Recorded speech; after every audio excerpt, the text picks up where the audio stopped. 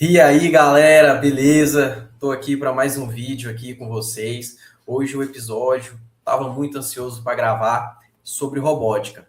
É um assunto bem pertinente na minha área, né? Que eu sou engenheiro da computação, mexo muito com embarcados e trouxe outro engenheiro da computação. Hoje eu trouxe o Dan Lucas aqui, ele é engenheiro da computação, ele já foi professor de robótica, hoje ele é CTO de uma empresa e agora vamos trazer ele para o palco. Se apresenta aí, Dan Lucas. Fala galera, tudo bom? Me chamo Dan Lucas. Primeiramente, gostaria de agradecer ao José aí pelo convite, estar participando aqui desse episódio com um tema sobre robótica, né? Que hoje, pô, as pessoas acham incrível a robótica, tudo mais, automação, IA dentro de um robô, né? Mas isso começou há muito tempo atrás. Como o José tinha falado, eu já fui professor de robótica, mas antes eu tive que aprender ou conhecer esse mundo. Lá em 2012, foi onde que eu tive meus primeiros contatos com o mundo da robótica, onde que ainda era muito, muito simples aqui para, né, onde eu moro, Goiânia, Goiás. Era muito pequeno o mundo da robótica, que eu comecei como pequenas aulas, que aí eu fui estudando para competições, né? Eu cheguei a participar de campeonatos regionais, ganhei, fui para etapas nacionais, até que lá para 2017, com muito esforço, a gente foi para o Mundial, né, representando o Brasil aí lá na sede da NASA e conseguiu trazer esse título, né? Hoje nós temos vários títulos Goiás, né? Ficamos muito fortes nesse ramo, Brasil afora, né? Mundialmente também, mas foi o primeiro título de Goiás nessa categoria de robótica da época. E aí isso me abriu diversos caminhos, né? Que aí iniciei faculdade de engenharia de computação, comecei a estagiar com mentoria de técnico de robótica, e aí portas se abrindo, networks vindo, conhecendo mais sobre a área, sobre a galera por aí. Né? Foi bem por essa época mesmo que conheci o José, de lá para cá a gente veio fazendo uns trabalhos juntos aí, né, de embarcados. E hoje eu estou como CTO da Flaujaria, que é uma empresa que não é de robótica, mas integra robótica dentro dela. Ela é do ramo civil, com construções comerciais, só que integra o mundo da robótica nas construções civis, seja com automação, seja com sistemas embarcados em quiosque, por exemplo, para shoppings e tudo mais. Então a gente faz desde o projeto, né, com o cliente e entrega para ele tudo pronto. Então, basicamente, essa foi uma linha direta de toda a minha história com a parte da robótica. Cara, é sensacional, né? É até isso assim que é o intuito do canal, porque algumas coisas que você já falou aqui são de brilhar os olhos. Por exemplo, muita gente fala assim, pô, conheci tal pessoa lá que já visitou a NASA e tal. Pô, mas às vezes as pessoas que realmente estão ali, que fazem alguma coisa relevante, às vezes estão até mais perto da gente, e a gente às vezes não consegue se interessar pela pessoa e ver esses pontos, né? Por exemplo, você está falando aí, né? Pô, o cara ganhou tudo que tinha para ganhar aí nesse meio da robótica e a gente vê pouco discernimento sobre esse assunto, ser pouco divulgado, né? Então eu queria saber aí de você como tudo começou. Eu quero saber todo o roadmap aí que você fez até o seu ápice nessa área aí. Tá, vamos lá. Vamos dizer assim que eu era uma criança crua, a gente não tinha conhecimento de nada ali, vamos lá que a gente estava lá na quinta série. O primeiro contato com a robótica, você sempre vê a coisa física, então você vê o robô estrutural. Né? Você se encanta pelaquela parte mecânica e tudo mais, só que aí depois vem a parte do software. Né? O software de sistemas embarcados quinta série, vamos lá, infantil, era por blocos. Então, programação por blocos era muito divertida. Então, você construía ali tudo mais, pegava muito lógica de programação. E para aquela época, todo mundo que estava introduzido nesse mundo de robótica já estava um passo à frente já. Que pegava tecnologias novas, pegava tudo novo, né? E quem entendia aquilo já dava um passo à frente. Então, vinha aprimorando tanto a plataforma de sistema embarcado quanto a linguagem de programação ao longo do tempo, né, foi tudo ficando um pouco mais complexo, tudo ficando mais avançado, né? Hoje a gente tem um mercado muito grande que envolve essa área, tanto Goiânia, Goiás, Brasil afora. E eu justamente escolhi engenharia da computação porque engloba as duas coisas. Engloba tanto a parte de software quanto a parte de hardware. E vai um pouco mais além, né? Você consegue explorar muito a parte eletrônica, a parte de cálculos, a parte de um desenvolvimento geral. Então, poxa, eu acho super bacana, eu sou muito suspeito para falar dessa área, né? Eu sou encantado com esse mundo, já me abriu muitas portas, já conheci muita gente. Você falou assim, eu conheci um cara da NASA. Eu acho que quando eu cheguei lá nos meus 18 anos, 19, quando eu tinha parado para raciocinar, cara, eu conheci o diretor da universidade da NASA. Eu falei assim, meu Deus, onde que isso veio me levar? Né, é, o, é o gênio aqui, né? É o reitor de tudo aqui. Mas achei muito bacana. Cara, incrível. Por exemplo, eu sou cru, nunca mexi na área. Como que eu começo a trilhar esse caminho para seguir mais ou menos essa carreira que você seguiu até então? Quando você é mais novo, é mais fácil, porque hoje a gente tem escolas de robótica espalhadas por todos os lugares. Ou na sua própria grade curricular de ensino fundamental, ensino médio, hoje em dia tem muitas escolas que estão implementando já. Mas caso você não esteja em uma dessas escolas que tem essa robótica integrada, tem essa parte de tecnologia integrada, hoje tem escolas particulares que são especialistas nisso. Né? Tanto unidades que você vai até o local fazer todo estudo, todo aprendizado, ou eles vão até você, tudo mais, tem feira de robótica, tudo mais, feira de tecnologia, que já te dá um bom start. Depois disso, você pode estar entrando numa faculdade, tendo uma especialização, fazendo uma pós, procurando intercâmbios, que são excelentes intercâmbios dentro dessa área. Canadá, Estados Unidos, sim, adoram brasileiros, tanto na área de programação, quanto na área de robótica, automação, porque sabe que a gente tem um potencial que ninguém mais no mundo tem. E também é válido essa questão, porque hoje, por exemplo, os Estados Unidos vê a gente aqui do Brasil como, sei lá, mão de obra barata, né? É até alguns estudos que mostram que o brasileiro é o preferido porque minimamente bate o fuso horário e essa mão de obra, né? É mais barata do que em relação a outros países. É válido também isso nessa área? Existe essa questão ou é só mais uma área da parte do desenvolvimento?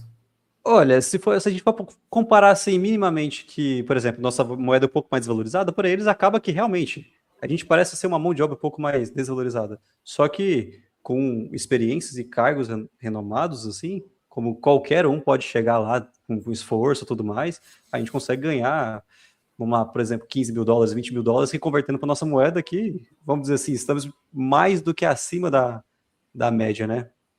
Então, considera assim como mão de obra barata só para quando você está entrando na área, sabe? Você aceita algo para você ter um intercâmbio e tudo mais, mas isso como qualquer estágio, qualquer start de tudo, né? A gente sempre tem que aprender primeiro antes de subir, de lucrar, enfim. Entendi. Assim, na sua parte, no que você fez, o que era especificamente esse trabalho seu com a robótica? Era briga de robô? Era questão mais de automação? Eu sei, mas eu quero escutar. Eu acho legal a briga de robô, como todo mundo já viu filmes por aí, já viu batalhas de robô. Só que né, particularmente, eu prezo muito mais pela o que a robótica ou o que qualquer profissão pode ajudar a humanidade a evoluir. Então, as minhas competições, os meus estudos, tudo mais, sempre era para robôs autônomos como utilidade pública ou diária, enfim. Então, uma das primeiras competições que eu tinha era o cenário dele era de, vamos supor, aconteceu um desastre e você precisa criar um robô autônomo que você não sabe como que é o caminho, que ele vai ter que decifrar e chegar até o destino final, a cena de desastre, e resgatar as vítimas. Então, isso é muito comum, por exemplo, na área da polícia que faz o desarme, o esquadrão antibomba. Hoje em dia tem os robôs já semi-autônomos, né, que fazem esse processo. Outra área de competições era com mais objetivo.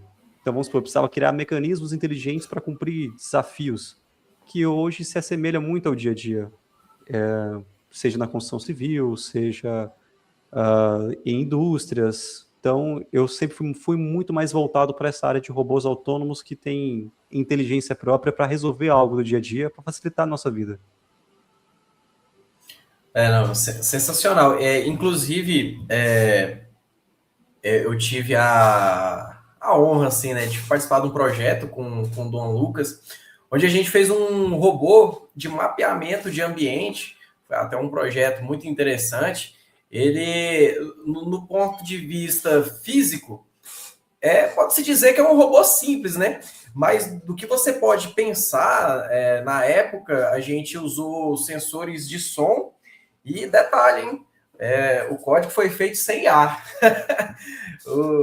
Na época, usamos sensor, né, ultrassônico, né, que devolvia isso para o aparelho e através do Arduino a gente conseguia ter uma série de dados, né? A gente não avançou, né, de forma financeira com esse projeto, mas é algo que tem muita margem. É algo, por exemplo, usado hoje nos robôs aspiradores. É feito esse mapeamento de ambiente, né, de forma sonora, que às vezes a galera talvez não entenda a tecnologia por trás, né?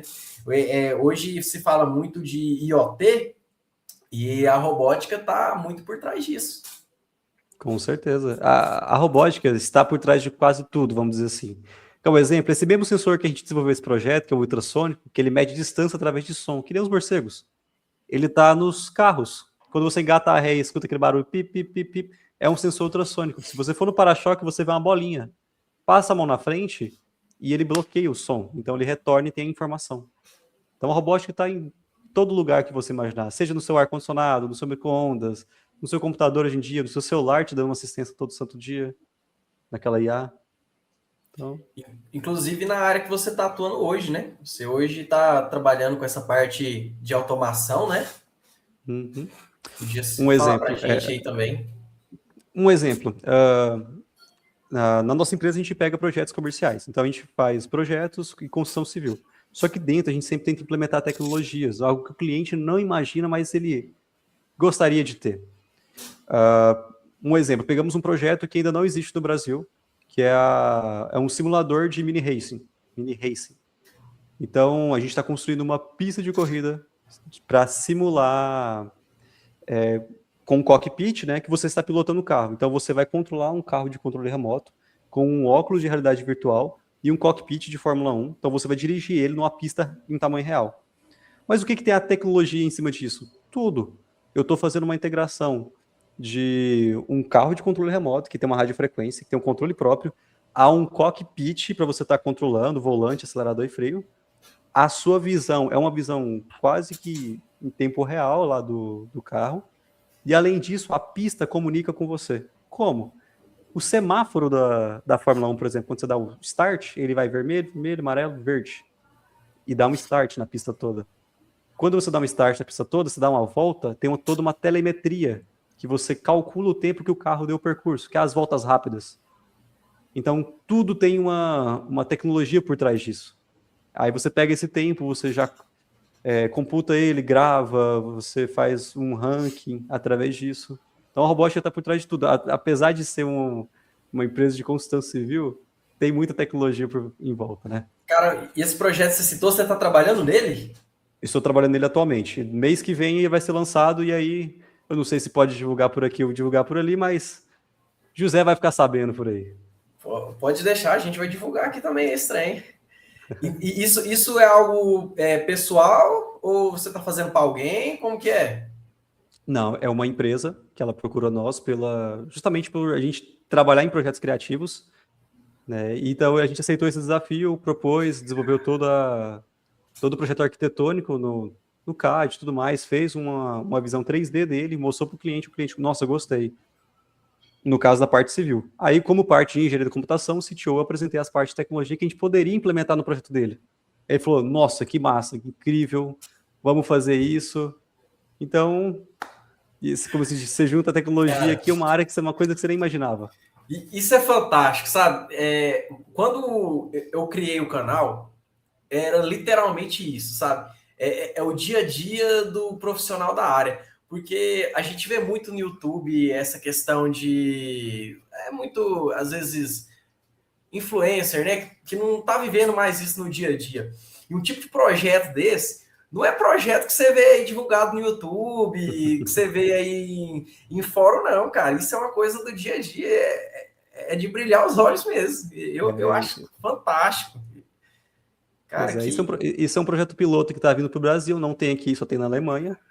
E primeira mão logo, do logo. Zetec, hein? Primeira mão do Zetec.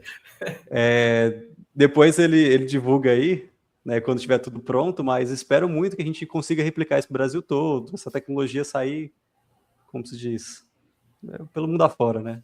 Não, e vai dar certo, eu tenho certeza. Inclusive, um tema que não tem como faltar, né? Eu acho que todos os episódios que a gente vê aqui vai ter sobre IA. É integrado IA nisso? Onde que a IA entra nessa história aí? Que eu tenho certeza que deve ter em algum nível. Olha lá, falando como hoje em dia empresário, a IA tem que estar presente em tudo para você otimizar seu serviço. Desde a fase de planejamento, a fase financeira, comercial, marketing ali, né, no geral, até a parte operacional, sempre a IA está presente. Seja com ferramentas para, por exemplo, na parte de projeto, né, no projeto civil. A gente utiliza hoje em dia para fazer renderizações 3D, fazer vídeo, animações para o cliente estar se encantando com aquele produto que ele ainda não sabe como vai ficar, né? Que a gente, como engenheiro, a gente consegue imaginar como que o projeto fica no final. Um cliente, talvez leigo na área, ou enfim, ele não consegue visualizar. Então a gente consegue trazer com a inteligência artificial aquela visão computacional para ele, sabe, aquela renderização. No processo do dia a dia, né, de organizações comerciais, marketing, você utiliza IA para criar roteiros, para fazer postagens e tudo mais. Na parte operacional, né, por exemplo, na parte onde eu estou hoje em dia desenvolvendo essa tecnologia, você usa a IA como um auxiliar ali para você estar, por exemplo, fazer consultas, pesquisas, bibliotecas de código, às vezes ele consegue filtrar para você na web muito mais fácil, né? Então, hoje em dia, assim, o programador raiz consegue viver sem IA, mas ele vai ficando para trás, infelizmente. Ela otimiza muito nosso dia a dia. Uma coisa que eu até conversei com um colega nosso, o Wilber, né? A IA hoje ela é válida até certo nível, né? Assim como entrega, né? Entrega direta, por exemplo, em script e tudo assim. Pô, ela vai ser perfeita, né? A gente vai estar ali no máximo para orquestrar. Mas até o certo nível de complexidade, elas ainda não conseguem englobar todo o contexto, né? O contexto dela chega a ser limitado, e quanto mais prompts, né, que você for dando para corrigir, a chance de alucinação é maior. E eu imagino, principalmente num projeto desse, onde a gente mexe com a parte física, essa alucinação acaba sendo muito mais exponencial o prejuízo dela. Com certeza, com certeza. Exemplo que eu acabei de citar, por exemplo, a renderização. Como esse projeto nosso não existe ainda, então ela não tem referências, ela trabalha com referência, né? Um banco de dados próprio. Quando a gente pediu para renderizar, de primeira mão, ela renderizou um autorama. Um autorama é o quê? Um carrinho fixo com duas linhas numa estrada, numa via. Né? E como a nossa maquete ela é 64 metros quadrados, então ela é bem grande, é quase assim, metade de um galpão inteiro, ela renderizou tipo um autorama. Então, até a gente conseguir aprimorar, né, passar alguns prompts melhores para ela fazer uma renderização mais realista, né? Não realista, mais próximo do que a gente quer de contexto, foi um pouco trabalhoso. Com certeza, eu imagino. E, por exemplo, na parte de automação, cidade inteligente, casa inteligente, vocês estão trabalhando aí nessa empresa aí, nessa jornada agora? Sim, a gente mexe mais com parte comercial. Então, lojas de shopping, lojas comerciais. Então, por exemplo, hoje nós temos dentro de shopping algumas regras, né? Cada shopping tem sua regra. Mas regras de automação, de iluminação de fachadas, coisas do tipo.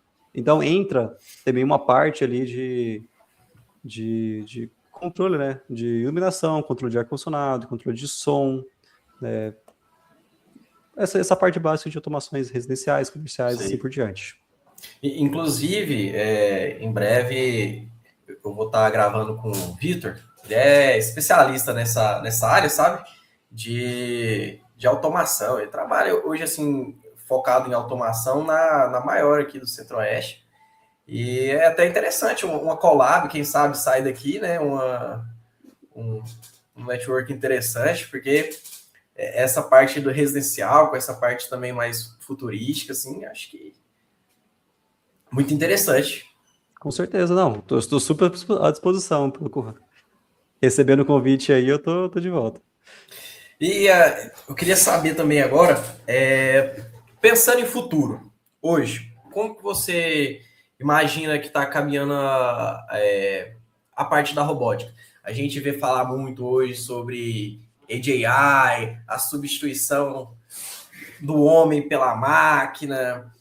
Até o Elon Musk esses dias falou isso, se eu não me engano, soltou notícia que a Tesla ia lançar 100 milhões de robôs, que ia substituir tantos milhões de pessoas. Como que você vê agora, tirando a parte do dia a dia, uma parte de perspectiva? Vamos lá, vamos levar com perspectiva. Da mesma forma que a IA, a robótica entra da mesma categoria. A mão de obra humana ou os humanos em si não são substituíveis totalmente. A robótica pode entrar para facilitar ou para melhorar as condições de trabalho das pessoas. Então, tem trabalhos assim que, vamos dizer assim, é desumano. Que eu vejo no ponto de vista, por exemplo, aqueles mineradores lá dentro de uma mina, assim, enclausulados, mas eu vejo aqueles vídeos, de verdade, eu fico muito, muito sentido. Robótica, por exemplo, eu posso criar um robô minerador para estar fazendo aquele papel ali e estar atribuindo outra função, assim, operacional para esse funcionário. Para estar controlando, operando, né? Porque nem todo robô é totalmente autônomo, né? Às vezes ele precisa do sim ou do não de um ser humano para estar continuando o seu processo. Então eu vejo hoje a robótica como uma ferramenta de evolução, sabe? Evoluir o trabalho, melhorar a qualidade de trabalho do dia a dia, né? E aí, por aí vai. Muito focado em trabalhos repetitivos, né? Eu sou do time que eu não acredito, né, na substituição do homem na máquina, não diretamente, né? Eu acho que o trabalho humano ele sempre vai ser necessário, mas você vai ter sempre que se especializar, né? A gente pega antigamente, né, nas indústrias fordistas, toyotistas, era tudo na mão. Tem até um vídeo muito famoso do Charlie Chaplin, né? Que apertando parafuso e tudo assim. E hoje em dia não, hoje em dia já é tudo automatizado, mas quantos milhões de empregos não surgiram por detrás disso, né? Então, eu sou do time que acredito na máquina e não acredito na substituição do trabalho intelectual de forma alguma. Exatamente. Então, no mesmo time, então. Não, incrível. E agora, assim, para a gente arrematar, eu queria saber para uma pessoa que está entrando na área agora, o que ela deve fazer para seguir nessa área da robótica? Se tem alguma certificação que seja inteligente, a dica que você dá para essa galera que quer seguir esse caminho que você trilhou e que você está trilhando, o que ela tem que fazer, quais cursos? Fica à vontade. Olha, a pessoa tem que se identificar. Eu gosto de aprender com outras pessoas ou gosto de aprender sozinho, né? Se você gosta de aprender sozinho, tem muitos cursos online. Se você gosta de aprender com outras pessoas, com profissionais ali, pra você ter aquele network, você pode encontrar laboratórios que ensinam hoje em dia. Tem espalhado para todo lado. Laboratórios de robótica, especializado em robótica, programação web, e aí por aí vai. Então, comece com algum curso, se especializando. Dentro do curso, você vai ter um network, você vai conhecer outras pessoas que estão querendo trilhar a mesma área, ou que talvez tenham um pouquinho mais de experiência que você, e aí você vai seguir nesse caminho. Hoje em dia, network é tudo. Você conhecer pessoas, ter contatos, você explorar, participar de feiras de tecnologias também.